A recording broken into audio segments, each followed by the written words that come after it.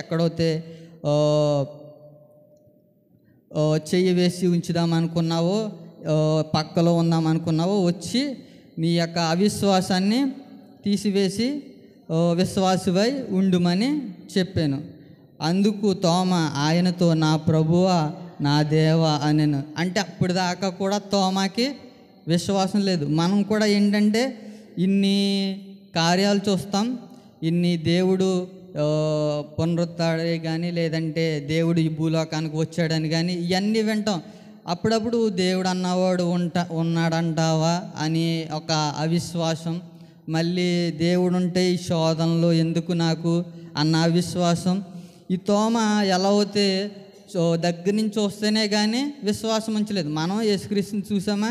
మనము చూడలేదు. మనం కూడా దేవుడికి రమ్మని చెప్పి అదను పట్టుకోమని మనం ఏమన్నా అవిశ్వాసం ఉంటే మనం చూస్తాకి లేదు.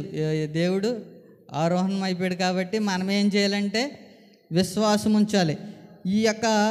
ఈ 40 రోజులు దేవుడు ఎందుకున్నాడంటే ఈ మనుషులకి కనిపించి వాళ్ళకి విశ్వాసం పుట్టించి శిష్యుల్ని వారిని ఏం చేయడంటే ఆ 40 రోజుల పాటు నేనుండనని చెప్పి పరిశుద్ధాత్మ మీతో ఉంటుందని చెప్పి వారికి పరిశుద్ధాత్మ అప్పగించి అతను ఆరోహణ అయిపోయాడు అనమాట. ఇంకా మనం ముందుకు వెళ్దాం. లూకా సువార్త 24:44 నుంచి చూద్దాం. అంతటా ఆయన మోషే ధర్మశాస్త్రంలోను ప్రవక్తల గ్రంథంలోను కీర్తనలలోను నన్ను గూర్చి రాయబడినవన్నీ నెరవేరవలెనని ఓకే సార్. నేను మీ వద్ద ఉన్నప్పుడు మీతో చెప్పిన మాటలు నెరవేరినవని వారితో చెప్పాను. అప్పుడు వారు లేఖలను గ్రహించినట్లుగా ఆయన వారిని మనసును గ్రహించి క్రీస్తు శ్రమపడి 3వ దినమున మృతుల్లో నుండి లేచినియు యెరూషలేము మొదలుకొని సమస్త జనములలో ఆయన పేరట మారు మనసును పాప క్షమాపణయు ప్రకటింపబడిననియు రాయబడి ఉన్నది. ఈ సంగతులకు మీరే సాక్షులు. ఇప్పుడు మనకి పెళ్ళి జరిగినప్పుడు ఏం చేస్తారంటే అక్కడ ఏం చేస్తారు, పెళ్ళి కూతురికి పెళ్ళి కొడుకి ప్రమాణాలు చేయిస్తారు. చేయించినప్పుడు ఏమంటారంటే వచ్చిన వారందరినీ ఏమని అడుగుతారు, మీకు అందరికీ ఈ యొక్క వివాహము జరగటానికి ఇష్టమేనా? ఇష్టమైతే మీ చేతులు ఎత్తండి. సరే, మీ చేతులు ఎత్తారు కాబట్టి ఈ సాక్షులు అని చెప్పి ఏం చెప్తారు, అప్పుడు పెళ్ళి చేస్తారు. అలాగే దేవుడు ఏం చేశాడంటే ఇక్కడ ఈ ధర్మశాస్త్రాలు ఇవన్నీ కూడా నెరవేరాయి. దాని తర్వాత క్రీస్తు శ్రమపడి 3వ దినమున మృతులో నుండి లేచెను అనలేదు, లేచెననియు. దాని తర్వాత యెరూషలేము మొదలుకొని సమస్త జనములలో ఆయన పేరట మారు మనసును పాపక్షమాపణయు ప్రకటింపబడిననియు రాయబడి ఉన్నది. ఈ సంగతులకు మీరే సాక్షులు. అంటే నేను లేచుట ఇవన్నీ కూడా మీరు అందరూ చూశారు కాబట్టి దీనికి ఎవరంటే మీరే సాక్షులు అని చెప్పి, అంటే యేసు ప్రభు వెళ్ళిపోయాడు అనుకోండి. దాని తర్వాత మనకి అప్పటి నుంచి ఇప్పుడు తోమ చెప్పాం కదా, మనం తోమని చూసుకున్నాం. తోమ అవిశ్వాసి ఏం చేశాడు, తన చెయ్యి ఆ వేలు చూసి దాని తర్వాత పట్టుకుని విశ్వాసం తెచ్చుకున్నాడు. ఆ తోమయే మన భారతదేశానికి వచ్చి ఏం చేశాడు, తోమయ్య కదా మన భారతదేశానికి వస్తా, తోమయ్య వచ్చి ఏం చేశాడు, మన భారతదేశానికి సువార్త ప్రకటించాడు. ఆ సువార్త అప్పటి నుంచి ఇలాగా కంటిన్యూ అవుతుంది. ఇప్పుడు తోమ యేసు క్రీస్తుని చూశాడు కాబట్టి వచ్చి ఇక్కడ ప్రకటన చేశాడు. లేదనుకోండి, ఇక తోమకి యేసుక్రీస్తు కనిపించలేదు అనుకోండి, 2-3కే కనిపించాడు, అక్కడతో ఏమైపోదును, ఈ యొక్క సువార్త అన్నది ఆగిపోదును, నిజమైన దేవుడు అన్నది అక్కడితో ఎవరికి కూడా తెలియదు కాదు. కాబట్టి దేవుడు ఏం చేశాడంటే ఖండితంగా ఆ శిష్యులందరికీ నేను ఇక్కడ తిరగటం కానీ దాని తర్వాత మీకు ఎన్నో అద్భుతాలు ఆశ్చర్యక్రియలు దేవుడు చేశాడు. దాని తర్వాత కుష్ఠరోగులను కానీ లేదంటే బలహీనులను కానీ వారందరినీ కూడా స్వస్థపరిచి దాని తర్వాత మరణమైన తర్వాత 3వ దినాన్ని లేచి ఈ కార్యాలన్నీ కూడా మీరు చూశారు.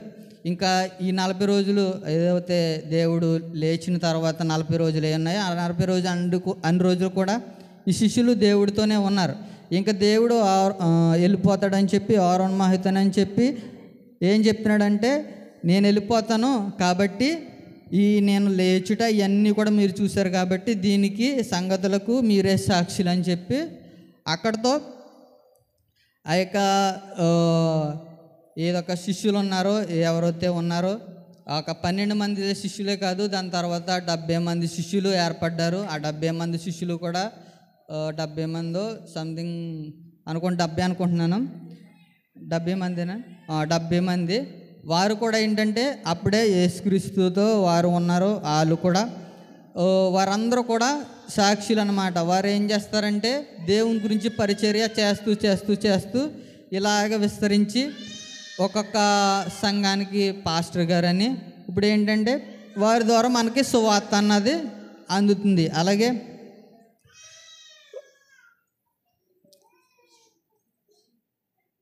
మనం కూడా ఏం చేయాలంటే అవిశ్వాసంగా ఉండకుండా విశ్వాసంగా ఉండాలి. ఒకరోజు ఒక పాస్టర్ గారు రమేష్ గారు అని అతను ఉంటారు ఓసన్న మినిస్ట్రీస్లో. అతను ఒక సాక్ష్యం చెప్తున్నాడు అన్నమాట. ఏమనంటే అతనంట భోజనం చేస్తాకి అంటే ఇప్పుడు పాస్టర్లు అన్న వాళ్ళు ఎవరైనా తెలిసే బైబిల్ ట్రైనింగ్కి వెళ్తారు, అందరికీ తెలుసు కదా. అలాగే ఏసన్న గారి దగ్గర అతను బైబిల్ ట్రైనింగ్ తీసుకుంటున్నాడు అన్నమాట. తీసుకున్నప్పుడు అతను క్యాంటీన్లోకి భోజనం చేస్తాకి వెళ్ళాడు. అందరూ కూడా శ్రద్ధగా వినండి, ముగించేస్తాను ఒక 5 నిమిషాల్లో. భోజనం చేస్తాకి క్యాంటీన్లోకి వెళ్ళి భోజనం చేస్తున్నాడు. చేసినప్పుడు ఈలోగా ఫోన్ వచ్చిందనమాట. అప్పటికే ఏసన్న గారికి డేట్లు ఫిక్స్ చేసుకున్నాడు సభలకి. ఒక ఫోన్ చేసి అయ్యగారు మా యొక్క రాష్ట్రంలో మీరు సభలు పెట్టాలి, మీరు డేట్స్ ఇస్తానన్నారు, ప్రార్థన చేసి ఈ రోజున డేట్స్ చెప్పండి అంటే డేట్స్ చెప్పాడు అతను. ఏసన్న గారు డేట్స్ చెప్పారు. డేట్స్ చెప్పిన తర్వాత అంతా అయిపోయింది. మళ్ళీ ఇంకోసారి ఫోన్ వచ్చింది. అప్పుడు ఫోన్ వచ్చినప్పుడు ఇతను మెస్సకెళ్ళి భోజనం చేస్తున్నాడు అనమాట. చేసినప్పుడు ఆవిడ ఏమన్నదంటే మీరు వస్తున్నారని తెలిసి రవిడి గూండాగులు కానీ వీరందరూ ఇక్కడ ఎవరైతే కిట్టరో వాళ్ళందరూ కూడా బాంబులతోని మిమ్మల్ని ఎలా చంపేద్దామని ఎదురు చూస్తున్నారండి. మీటింగులు క్యాన్సిల్ చేసుకోండి, రావద్దు, మీ ప్రాణానికే ఆపద, ఇంకా జరగవలసిన సేవ అంతా కూడా ఆగిపోద్ది అని చెప్పినప్పుడు ఏసన్న గారు ఏమన్నారంటేనంటండి నేను తారీఖులు దేవుణ్ణి అడిగి మీకు ఇచ్చాను, నేను ప్రార్థన చేసి మీకు ఆ డేట్లు ఇచ్చాను కాబట్టి నేను వెనుదిరగను, నేను వస్తాను, ఏదో ఒకటి అవుతుంది అని చెప్తుంటే ఈ పక్కన ఇతను ఉన్నాడంట మెస్లో కూర్చుని వింటలేదు, మామూలుగా తినేసి చేయి కడుక్కుంటాకి వెళ్తున్నాడంట. ఈలోగా ఎర్ర రమేష్ వెళ్దాం దారా ఇలాగా అనేటప్పటికీ ఇదంతా తెలిసినప్పటికీ అతనికి కంగారు వచ్చేసి భయం వచ్చేసి వణుకొచ్చేసి అయ్యి బాబోయ్ ఒక ముద్ద నేను 2 ముద్దలు లేటుగా తిన్నా బాగుందును, లేదంటే లేటుగా వెళ్ళి చేయి కడుక్కున్నా బాగుందును, ఇతను కంట్లో పడ్డాను, బుక్ అయిపోయాను, ఇంకా ఇతనితో వెళ్ళాలా, సరేలే ఏదో ఒకటి అవుతుందిలే అని చెప్పి అతనితో ప్రయాణం చేసి వెళ్ళాడనమాట. ఇదంతా ఎందుకు చెప్తున్నాను మీకు అందరికీ ఆకారణ అర్థమవుతుంది. ఈ గూండగలకి ఒక సూచన ఉంటుంది కదా, అంటే పాస్టర్ గారు ఎలా ఉంటారు ఇది అది అని ఒక గుర్తింపు ఉంటుంది కదా. ఇతను పాస్టర్ గారు బస్సు మీద వెళ్ళాడు, దిగాడు. ఇంకా లోపలికి అంటే బస్సులు లోపల దాకా వెళ్ళవు కాబట్టి అక్కడి నుంచి అటో పురమాయించుకుని వెళ్తుంటే ఒక విశ్వాసరాలు ఏసన్న గారు తెలుసన్నమాట. అతను నడుచుకుని వెళ్తుంటే ఆవిడ చూచి మీరేంటండి ఇక్కడ అంటేనే మా అమ్మగారు వెళ్ళి ఇక్కడేనండి అంటే సరే మనం అందరం కలిసి వెళ్ళిపోదామని చెప్పి అటో పురమాయించుకుని వెళ్తున్నారనమాట. ఈలోగా గూండగులు మధ్యలో అంత ఏంటి సెక్యూరిటీ వాళ్ళందరూ ప్రతి ఆటోని ఆపి చెక్ చేస్తున్నారంట.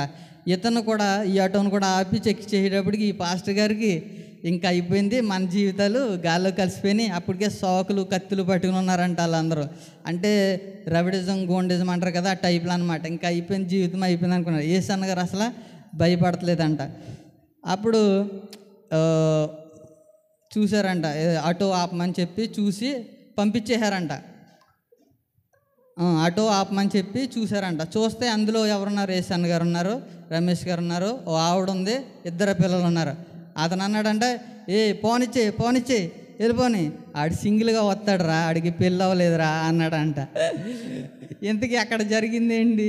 ఓ ఆవిడ వెళ్తుంటే ఆవిడని, అమ్మ మాతో కూడా వచ్చేయి అని చెప్పి, మీరు అటకేసే కదా అని చెప్పి వెళ్తే వాళ్ళకి గుర్తింపు ఏంటి ఇచ్చారు అక్కడ ఈ గూండగలకి? అతను సింగిల్గా వస్తాడో, పెళ్ళి అవ్వలేదు, ఒక్కడే వస్తాడో, వెంట పెట్టిన వస్తావు బొడ్డా కానీ తోడెట్టుకుని వస్తాడు కాబట్టి ఆయన చూసుకోండి. అక్కడ ఏంటంటే వాళ్ళకి సిగ్నల్ ఏంటంటే ఒక్కడే వస్తాడు. అలాగే అదేంటి అక్కడంటే గుర్తింపు అన్నమాట. ఇక్కడ సాక్షి. అప్పుడు నేను చెప్పాను కదా, ఇక్కడ దేవుడు ఏం చేశాడు, వాళ్ళ యొక్క రుజువుల్ని చూపించి శిష్యులకి ఏం చేశాడు, సాక్షులుగా వాడిని పెట్టుకున్నాడు. అలాగే వాళ్ళకి సాక్ష్యం ఏంటంటే ఒక్కడే వస్తాడు అన్నట్టు వారికి సాక్ష్యం అన్నమాట. ఇందుకే అక్కడికి వెళ్ళిన తర్వాత ఏమైంది, ఫ్యామిలీతో పాటు ఆటో వచ్చింది. ఇది కాదు పంపేరా, ఈయన పంపేరా అనేటప్పటికి అక్కడికి వెళ్ళింది, అక్కడ సేవ జరిగిపోయింది, అతను బాగానే వచ్చేసాడనమాట. ఈ లోకంలో చాలా రుజువులు అన్నాయి ఉంటాయి, కానీ దేవుడు ఏం చేశాడంటే మన కోసం ఈ యొక్క శిష్యుల్ని సాక్షులుగా పంపించాడు. వారి పాటికి చాలామంది కూడా సువార్తను ప్రకటించి హతసాక్షులుగా చాలామంది మరణించారు. ఈ యొక్క 12 మంది శిష్యులు చాలామంది కూడా ముందు దాకా బాగున్నారు. అంటే తను ఏదైతే పుట్టిన తర్వాత చాలా శోధనలు అన్నవి వచ్చినాయి. ఎక్కడ బెత్లెహేంలో పుట్టిన తర్వాత అక్కడి నుంచి వేరే దిక్కుకి తరలించడం, దాని తర్వాత రాజు చనిపోయాడని చెప్పి అక్కడి నుంచి మళ్ళీ ఇక్కడికి రావటం, దాని తర్వాత 30 సంవత్సరాలు అయిన తర్వాత అతను బాప్తిస్మం తీసుకుని ఆశ్చర్య కార్యాలు మొదలుపెట్టాడనమాట. అంటే ఇతనికి అప్పటికి టైం వచ్చింది. అంటే బుడ్డవాడిగా ఉండి లేదంటే చిన్నవాడిగా ఉండి ఆశ్చర్యకార్యాలు చేస్తే వాడిని ఎవరినో పట్టించుకోరు. తను 30 సంవత్సరాలు వచ్చేదాకా ఆగిన తర్వాత అప్పుడు బాప్తిస్మం పొంది తను ఏం చేశాడంటే రోగులను స్వస్థపరిచాడు. దెయ్యాలు ఎవరైతే పట్టి పీడిస్తున్నాయో వారందరికి కూడా దెయ్యాలను వెలగొట్టాడు. అలాగే మూగవారిని, చెవిటి వారిని, వీరందరూ కూడా స్వస్థపరిచి ఎన్నో కార్యాలు చేశాడు. ఈ కార్యాలు చేసినప్పుడు ధర్మశాస్త్రానికి విరుద్ధంగా చేస్తున్నాడని చెప్పి చాలామంది శాస్త్రులు అందరూ వచ్చి నువ్వు ధర్మశాస్త్రం కంటే గొప్పవాడువా అంటే అతను ఏమన్నాడంటే ధర్మశాస్త్రం కంటే గొప్పవాడు ఇక్కడ ఉన్నాడు అని చెప్తాడు. ఈ యొక్క ఇవన్నీ కూడా మొన్న ఎవరో చెప్పారు, ఎస్ఐ గారు చెప్పారు గొప్పవాడు గురించి. ఇలాగ ఎన్నో శోధనలు ఎదుర్కొని అతను ఏదన్నా పట్టణంకి వెళ్ళి ఏదన్నా సువార్త చేద్దామంటే నువ్వు మా పట్టణానికి రావద్దు, వెళ్ళిపోమని ఇలా అన్నారు. ఇలా ఇవన్నీ అయిన తర్వాత ఈ యొక్క ఆశ్చర్యకార్యాలన్నీ ఎవరు చూశారు? 12 మంది శిష్యులు చూశారు. ఎప్పుడైతే సిలువ వేస్తారని తెలిసిందో ఎవరికి వారు వెళ్ళిపోయారు. అది మనం చూసుకుందాం ఒకసారి. యోహాను 21:17. మూడవసారి ఆయన యోహాను కుమారుడు అనే సీమోను నన్ను ప్రేమించితివా అని అడిగాను. ఇక్కడ ముందు నుంచి చూస్తే పేతురుని యేసుప్రభు వారు టెస్ట్ చేస్తున్నారు. ఏమని ఒకసారి అడిగారు అన్నమాట, నువ్వు నన్ను ప్రేమిస్తున్నావా అంటే అతనేమన్నాడంటే నేను ప్రేమిస్తున్నాను అని చెప్పి మూడోసారి విసుగొచ్చేసి నేను ప్రేమిస్తున్నానో లేదో నీకు తెలీదా అన్నట్టు విసుగ్గా మాట్లాడుతున్నాడు అనమాట. మాట్లాడిన తర్వాత అక్కడ ఎందుకంటే దేవుడు చెక్ చేస్తున్నాడు. ఎందుకు ఇంతవరకు నా యొక్క అద్భుత కార్యాలు అన్నీ చూశారు, కానీ ఆఖరి టైంలో వీళ్ళు నాతో ఉంటారా లేరా అన్నట్టు దేవుడు ప్రశ్నిస్తే దేవుడికి అన్నీ కూడా తెలుసు. అక్కడ కింద చూసినట్లయితే దేవుడికి అన్నీ తెలుసు అని ఉంటుంది. దేవుడికి అన్నీ తెలిసే అడుగుతాడు అనమాట. అక్క పేతురే కదా, పేతురిని అడిగితే పేతురు ఏమంటాడంటే ఇష్టమే ఇష్టమే అని చెప్తాడు. కానీ అప్పుడు దాకా ఆశ్చర్యకార్యాలు చూసి అన్నీ చూసిన వాళ్ళు ఏం చేస్తారంటే సిలువ వేసేటప్పటికి లోకా సువార్త 22:51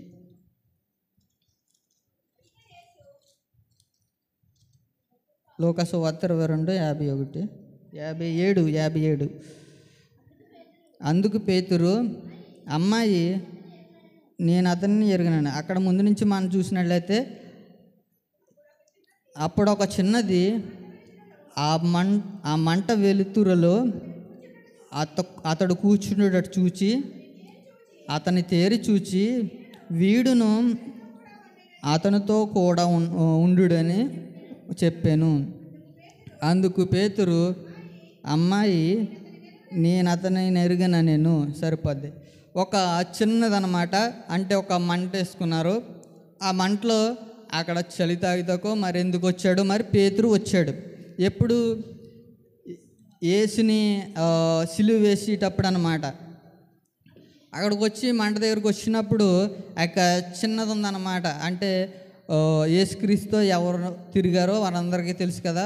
ఇప్పుడు సపోజ్ ఎవరైనా ఎమ్మెల్యే పక్కన ఉన్న వాళ్ళు కానివ్వండి, లేదంటే పొలిటికల్ పక్కన ఉన్న వాళ్ళు కొన్ని మంది వాళ్ళని అంటే వారికి ఒక స్థానం అన్నది ఉంటుంది. వాళ్ళని చూసిన వెంటనే రే ఇతను అతనితో తిరుగుతాడు కదా, ఇతనితో తిరుగుతాడు కదా అనిపిస్తుంది. అలాగే ఇతను కూడా అతనితో తిరుగుతాడని ఈ చిన్నదానికి తెలిసి ఏమన్నదంటే ఇతను కూడా యేసుక్రీస్తు తిరుగుతాడని అందరి మధ్యలో అన్నప్పుడు అతను ఏమన్నాడంటే నేను అతన్ని ఎరుగనని నేను అతన్ని ఎరుగనని నేను అని చెప్పాడనమాట. అప్పుడు దాకా దేవునితో ఉన్నారు, అన్ని సూచక్రియలు చేశాడు. కానీ ఆఖరికి ఏమయ్యాడంటే నేను ఎరుగనని చెప్పాడు. అందుకే దేవుడు ఖండితంగా ఇప్పుడు దాకా సూచక్రియలు అన్నీ చూశారు, ఇక్కడ నేను వెళ్ళిపోతున్నాను కాబట్టి ఇవన్నీ మీరు చూశారు, వీటికి మీరే సాక్షులు అని చెప్పినప్పటికీ ఈ 12 మంది ఎప్పుడైతే వారందరూ సిలువ వేస్తానన్నప్పుడు ఎక్కడికైతే ఎవరెవరో డివైడ్ అయ్యి వెళ్ళిపోయారో వాళ్ళందరూ కూడా యేసుక్రీస్తుని లేచినాక చూసినాక అంటే దేవుడు పరిశుద్ధాత్మ ఇచ్చిన తర్వాత వారు ఏం చేశారంటే వెనుదిరిగి చూడకుండా దేవుని యొక్క సేవని లేదంటే దేవుని ఏదైతే చెప్పాడో అవన్నీ కూడా నెరవేర్చారన్నమాట. అలాగే మనం కూడా ఏదైతే ఈ యొక్క దేవుడు అపోస్తుల కార్యంలో 1 అక్కడ చూడండి ఒకసారి, అది చూసి ముగించేసుకుందాం.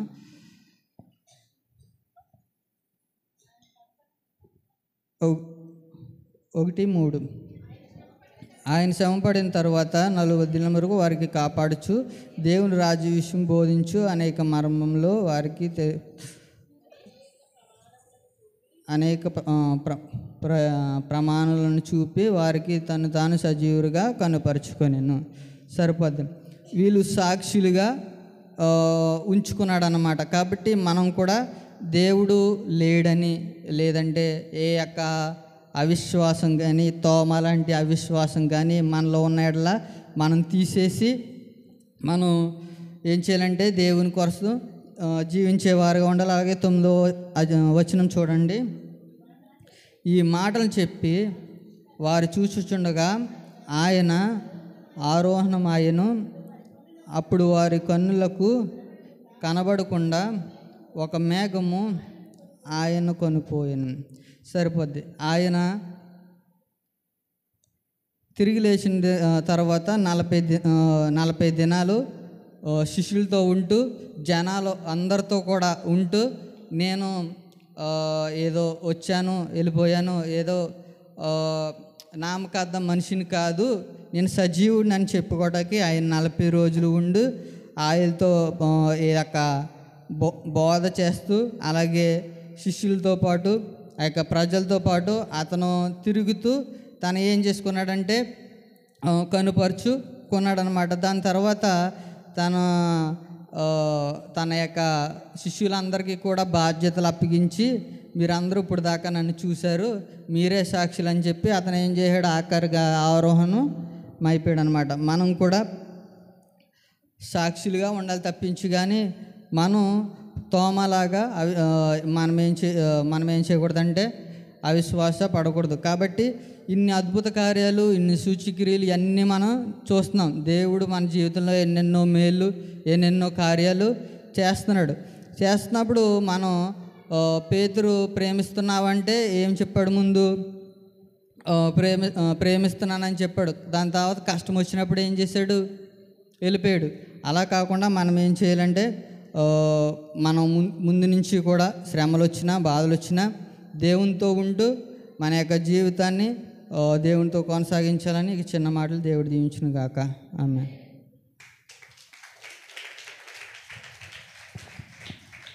హల్లెలూయా, హల్లెలూయా. మంచిదండి. యేసు ప్రభు ఆయన తిరిగి లేచి 40 దినాలు